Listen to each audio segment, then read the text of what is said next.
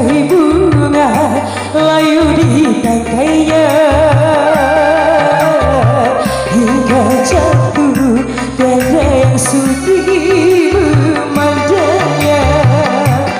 Biru langit pun kelabu, putih awan pun berlalu, tak peduli walaupun ada yang sudi memandang pun sebelah mata. Begitulah cintaku padanya, hancur di saat aku tak berdaya. Asal Aryo, cek.